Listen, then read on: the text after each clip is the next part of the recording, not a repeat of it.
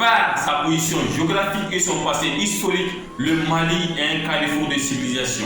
À la croisée de l'Afrique noire et de l'Afrique blanche, le Mali abrite les ethnies les plus fascinantes de l'Afrique de l'Est. Et chaque ethnie se distingue par une langue. Bonjour les amis, je m'appelle Ismaël Agma et aujourd'hui nous allons vous parler des ethnies des Bamana. Alors qui sont les Bamana? Comment vivent-ils? Quelle culture pratiquent-elles? Quelle est la différence entre les Bamana d'avant et les Bamana de nos jours?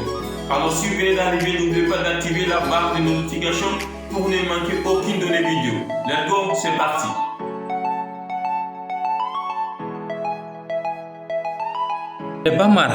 Les Bamana forment l'ethnie la plus nombreuse au Mali, plus de 3 millions de personnes.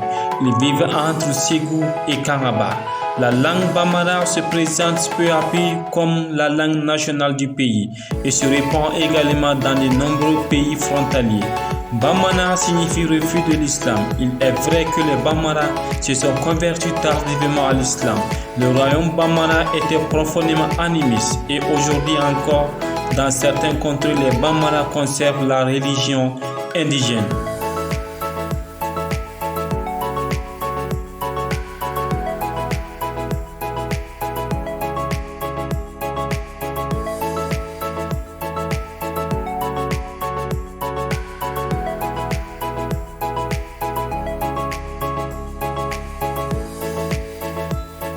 Les Bamana sont des agriculteurs. Le travail des artisans, poterie, tissu bordelin, sculpteurs est reconnu pour sa qualité.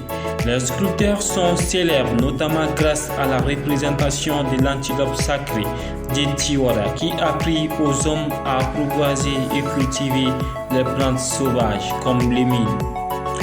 Selon l'écrivain malien Bokar Ndiaye, les Bamara dans leurs caractéristiques étaient d'être des gens de parole. En effet, quand un Bamara disait oui, on pouvait lui faire confiance.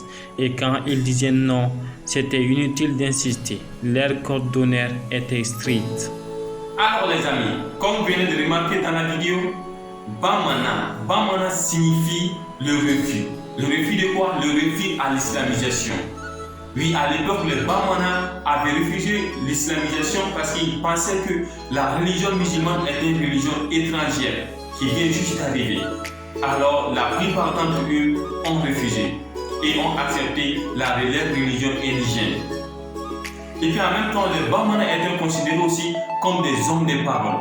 Lorsqu'un Bamana disait non, je ne suis pas partant, inutile d'insister, il ne va jamais accepter. Mais lorsqu'il disait oui, ça veut dire que oui, il est partant. Il peut mourir dans cette position-là. Et de nos jours, qu'est-ce qu'on remarque? On remarque qu'il y a tendance à voir des hommes de parole là disparaître. Et le conseil dont je m'avais en donné à nos jeunes d'aujourd'hui, c'est-à-dire qu'ils reviennent à notre culture ancienne, qu'ils reviennent à notre culture malienne, à notre culture africaine. Comme on le dit, un peuple sans culture est un peuple sans histoire.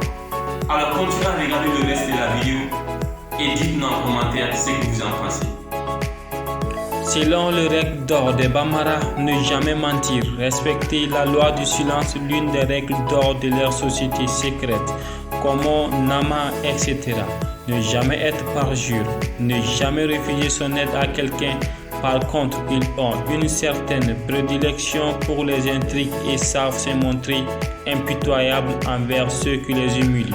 Quelques noms Bamara sont les Koulibaly, les Diarra, les Traoré, les Samaké, les Tangara, etc. Alors si vous avez aimé la vidéo, n'oubliez pas d'activer la barre de notification pour ne manquer aucune de nos vidéos. La page s'appelle M+ Motivation et pour toute personne qui souhaite donner, faire des conseils ou des suggestions, peut me faire signe. On se retrouve à la prochaine fois pour une toute nouvelle vidéo. Bye bye, ciao ciao.